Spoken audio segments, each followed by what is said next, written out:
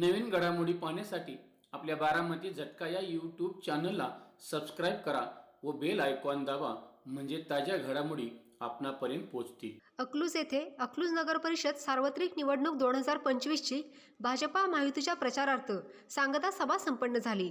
यावेळी भाजप महायुतीचे पदाधिकारी, नेते, कार्यकर्ते व मोठ्या संख्येने जनता उपस्थित होती. यावेळी माजी सनदी अधिकारी शैलेश कोथमिरे बोलताना म्हणाले, व्यासपीठावर उपस्थित आदरणीय भाऊ, आदरणीय फतेसिंग दादा, या ठिकाणी उपस्थित प्रकाश बापू, राजकुमार नाना, तसेच उपस्थित सर्व सन्माननीय व्यासपीठ. अकलूज नगर परिषदेच्या निवडणुकीच्या आजची ही आपली सांगता सभा. बघता बघता निवडणुकीचा दिवस कधी जवळ आला हे कळालं सुद्धा नाही. निवडणुकीची प्रचाराची रणधुमाळी ज्यावेळेस आपली सुरू झाली, त्याच्या अगोदर एक 2-3 दिवस युट्यूबवर एक व्हिडिओ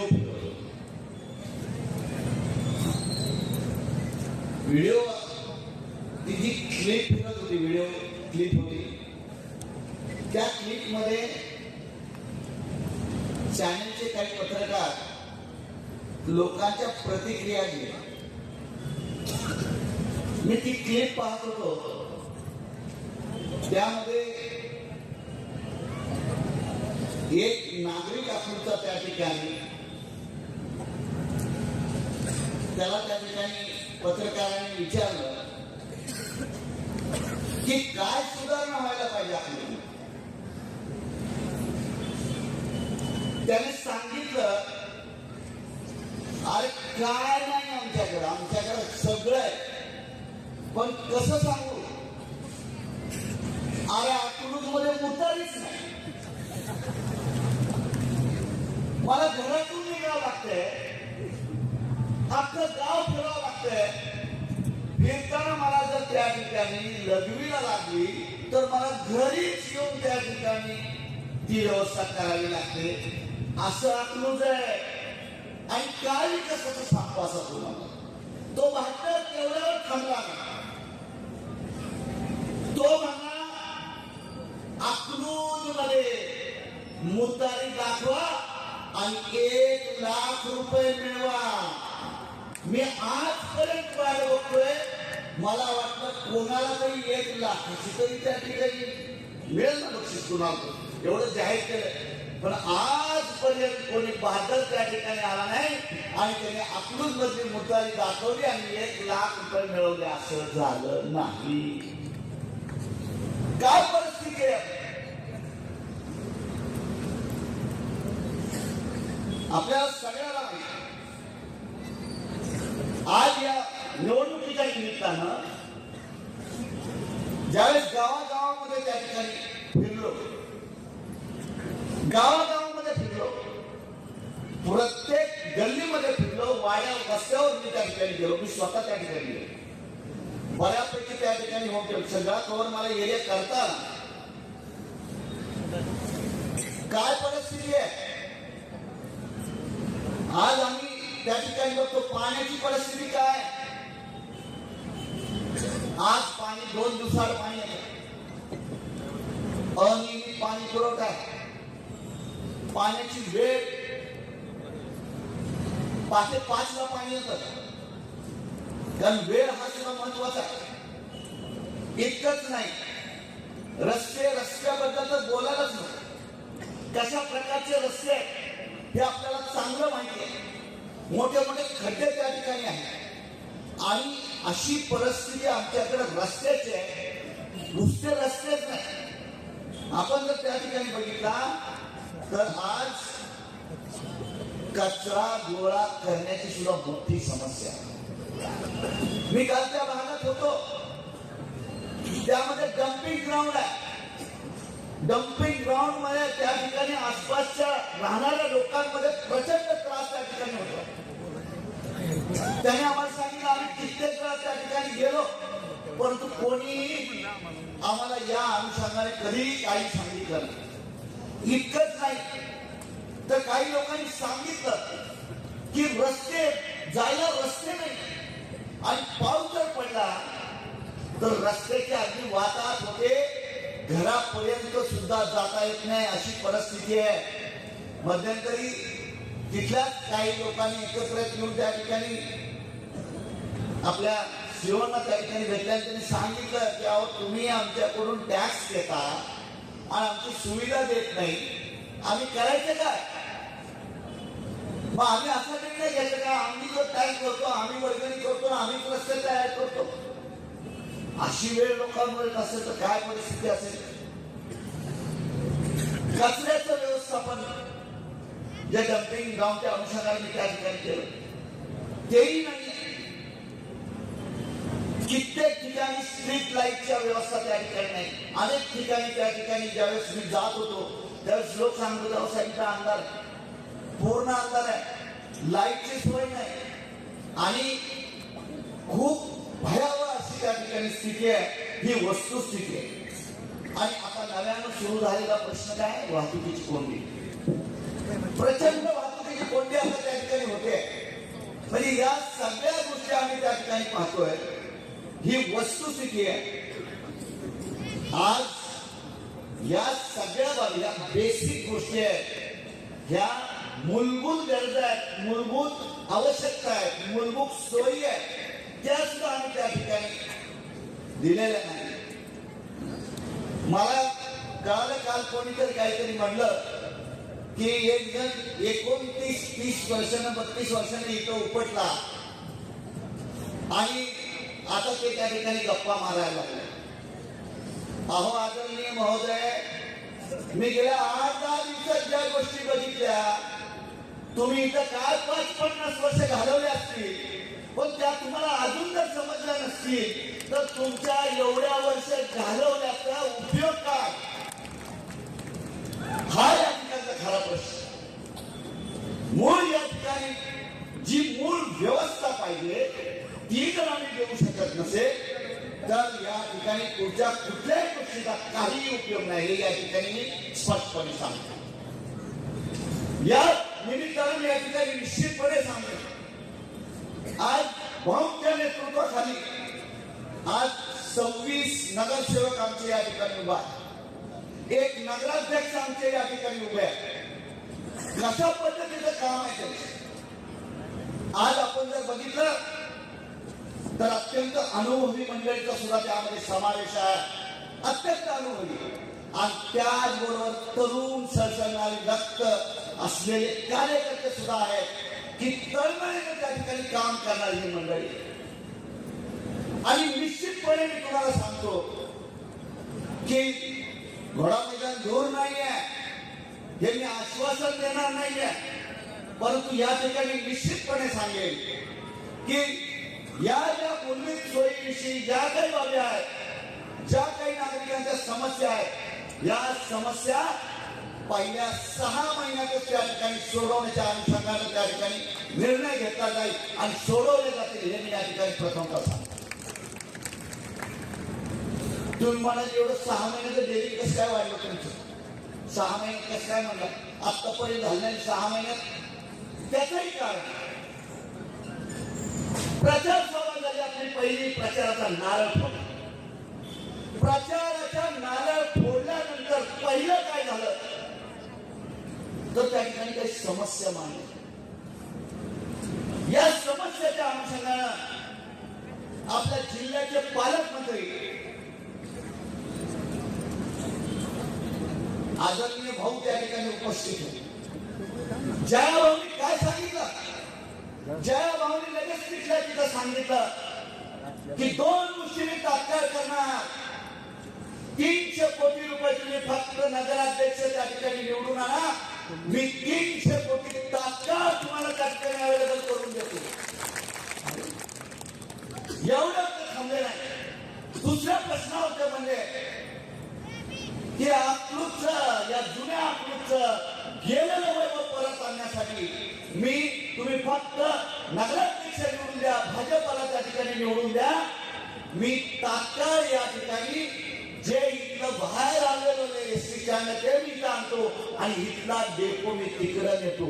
अरे प्रश्न मांडून तर अर्धा तास सुद्धा झाला नव्हता आणि हे म्हणून माझी डेअरिंग वाढली.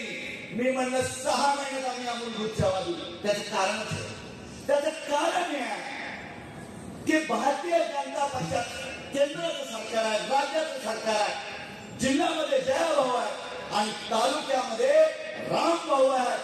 अरे 6 महिन्याच नाही, 3 महिन्याच्या सगळ्या गोष्टी आम्ही त्या ठिकाणी करण्याचा 100% प्रयत्न करू हे मी या ठिकाणी सांगतो. सर्वात महत्वाची गोष्ट काय या ठिकाणी सांगितलं गेलं, बोलताना सांगितलं की एसटी स्टँड कशाला हलवायचं, काय गरज इथलं एसटी स्टँड, अहो ट्रॅफिक वाढतंय. आणि त्यांनी काही आकडेवारी सांगितली की जुन्या एसटी स्टँड वरून आज 121 गाड्या सुटतात आणि नव्या एसटी स्टँड वरून आज जवळजवळ 170 गाड्या सुटतात. आणि ह्या 170 आणि 121 जर इथून सुटल्या असतात तर किती ट्रॅफिक वाढले असतात. भाऊ आपल्या स्थानकात एसट्या किती माहिती, 70.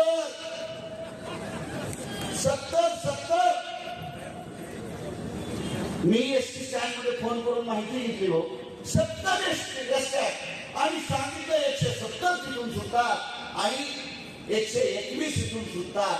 मी त्याची माहिती घेतली तर त्याची माहिती अशी आहे, आमच्याकडं एसटी अकलूज त्या अगदी शाळेला जाणाऱ्या अगदी 15 किलोमीटर 20 किलोमीटर पासून सुद्धा आहे, माहिती आहे आपल्याला. मुक्कामाला गाड्या जातात, त्या गाडीची एक फेरी झाली की एक एसटी सुटली असं धरलं जातं.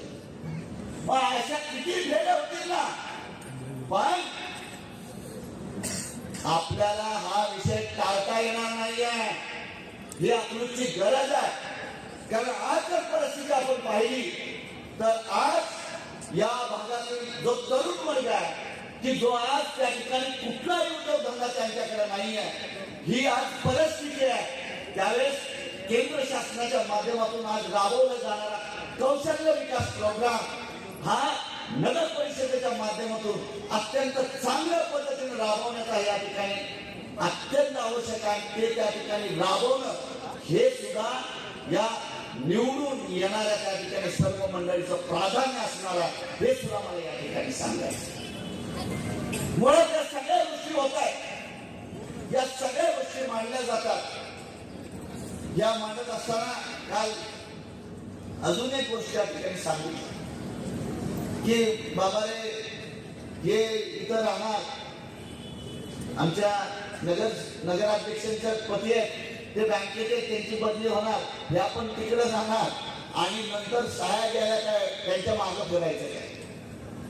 खरं तर अत्यंत केविलवान बाबा आहे. आपण मला वाटलं काहीतरी विकासाचं विचारतील, काहीतरी विकासाचं बोलतील, पण झालंच नाही, मानताच येणार नाही. काय विचारणार हा त्यातला महत्वाचा भाग. मुळात मला या ठिकाणी सांगायचं, एखाद्या महिलेच्या कर्तृत्वावर अशा प्रकारे अविश्वास दाखवणं किती योग्य आहे मला सांगा. एखादी महिला चांगल्या पद्धतीने काम करून जर पुढे जाणार असेल तर तिच्या पायामध्ये आपण त्या ठिकाणी पाय अडकून पाळण्याचा प्रयत्न करणार. पण मी या ठिकाणी सांगतो, पहिल्या मीटिंग मध्ये भाऊंनी मला त्या ठिकाणी सांगितलं होतं, साहेब ज्यावेळेस आपण या ठिकाणी अशा पद्धतीने करणार आहोत तर सर्वात महत्वाचा भाग या ठिकाणी नगराध्यक्षांना इथंच राहावं लागणार. मी त्याच वेळेस त्यांना सांगितलं, अहो भाऊ जबाबदारीची जाणीव असलेली मंडळी आहे आणि ह्या जबाबदारीची जाणीव केवळ आमची सुनबाई तिथं राहणार नाही तर मी सुद्धा इथं राहणार, हे मी त्यांना त्यावेळेस सांगतो. मुद्दा तो नाहीये. आज अकलूज शहराचे जे प्रश्न आहेत ते महत्वाचे. सोडवण्याचा भाग म्हणून या निवडणुकीला आज खऱ्या अर्थाने एक मोठं स्वरूप प्राप्त झाले. मला या निमित्ताने एक त्या ठिकाणी सांगायचं, कोणी काही म्हणा, कोणी किती भैया या अशा गोष्टी चालत राहणार आहे, बोलत राहणार आहे. आपण आपलं लक्ष विकासावर केंद्रित करूया असं मला वाटतं. कारण मूळ मुद्दा तो आहे, अकलूजचा विकास हा एकच ध्यास, हे लक्षात घेऊन आम्ही काम केलं पाहिजे, पुढे गेलं पाहिजे. आणि खऱ्या अर्थानं, कारण मला माहिती आहे 3 तारखेला गुलाल आपलाच असणार आहे आणि नंतरची होणारी सत्कार सभा, आदरणीय भाऊंना माझी विनंती राहील, भाऊ सत्कार सभा ही आदरणीय मुख्यमंत्री महोदयांच्या उपस्थितीत या ठिकाणी झाली पाहिजे, ही मी आपल्याला या ठिकाणी निश्चितपणे विनंती करेन. का? कारण मी आज फिरताना लोकांच्या भावना बघितलेल्या आहेत. लोकांमध्ये प्रचंड चीड, बोलत नाही पण अंडर करंट प्रचंड आहे. आणि तो पाहिल्यावर मला निश्चितपणे दिसतंय की परिवर्तन 4 तारखेला आपल्याला त्या ठिकाणी दिसणार आहे. आणि हे परिवर्तन म्हणजे आम्हाला त्या ठिकाणी मिळालेली संधी असणार आहे. संधी आहे म्हणलं की लक्षात घ्या की आमची जबाबदारी वाढली. पण भाऊ, या सर्व उपस्थित या नागरिकांच्या समोर मी आपल्याला या ठिकाणी सांगतो की आम्ही या ठिकाणी जर संधी या ठिकाणी आम्हाला मिळणार आहे, त्या संधीचं सोनं करू. आणि विकास म्हणजे काय असतो, खऱ्या अर्थाने अकलूज शहराचा विकास कशा पद्धतीने होऊ शकतो हे आम्ही पुढच्या 5 वर्षाच्या काळामध्ये दाखवून देऊ, एवढं मात्र मी या ठिकाणी निश्चितपणे त्या ठिकाणी बोलतोय. तरी मला वाटतं एकंदरीत बराच वेळ झालेला आहे, भाऊंना पण बराच वेळ या ठिकाणी बोलायचं आहे. या निमित्तानं मी या ठिकाणी आपल्याला आवाहन करतो की आपला जो आज या ठिकाणी आपला प्रचाराची सांगता आमच्या या ठिकाणी होणार आहे. उद्या एक दिवस वाढला ते चालू असणार, पण सांगता सभा आज आहे. या निमित्तानं मी आपल्या सर्वांना आवाहन करतो की आपले जे 26 नगरसेवकांनी, नगराध्यक्ष हे या ठिकाणी उभे आहेत, त्यांचं चिन्ह कमळ आहे, त्याचबरोबर धनुष्यबाण आहे. ते बटन दाबून आपण त्यांना बहुमतानं विजयी करावं आणि एक संधी या सर्वांना द्यावी अशी विनंती करतो आणि थांबतो. Thank you very much. जय हिंद, जय महाराष्ट्र.